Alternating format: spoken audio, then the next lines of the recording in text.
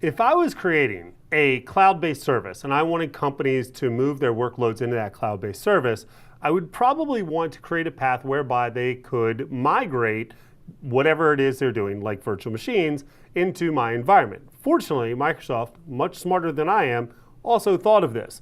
So there are direct migration paths whereby you can take your virtual machines that are running in an on-premise environment and you can migrate those virtual machines into the Azure environment. And the first thing to understand about virtual machines is if you want to talk about the definition of a virtual machine, it's really about the virtual hard drive.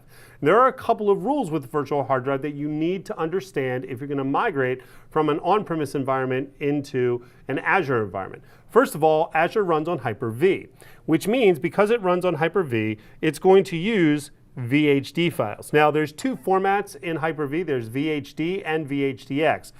Referred to as Generation 1 or Generation 2. Azure uses the Generation 1 VHD. Now, if you have a VHDX file, there's actually PowerShell commandlets that you can use to convert that to a VHD file. Easy enough. Also, and this one gets a box because I am not going to tell you how much time I've wasted because I've forgotten this, and so if you're ever doing this, don't forget this. Your VHDs that migrate into Azure have to be fixed size VHDs. By default, when you create a VHD in Hyper-V in an on-premise environment, it's going to typically be a dynamically sized VHD.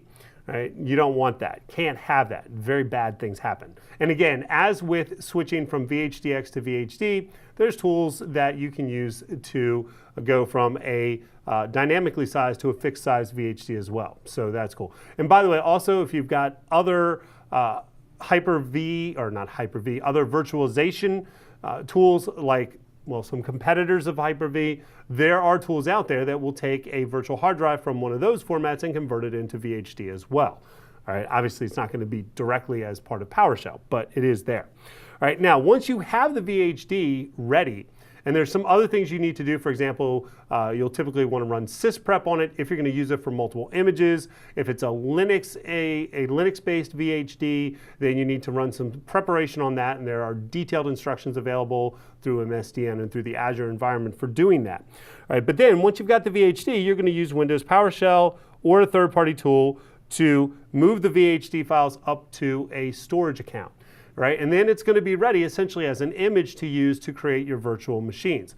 Now the process you use for that is going to depend on whether you're using the Azure Service Management Model or the Azure Resource Management Model. So the classic one, which is Service, or the new one, which is Resource. And the process is a little bit different.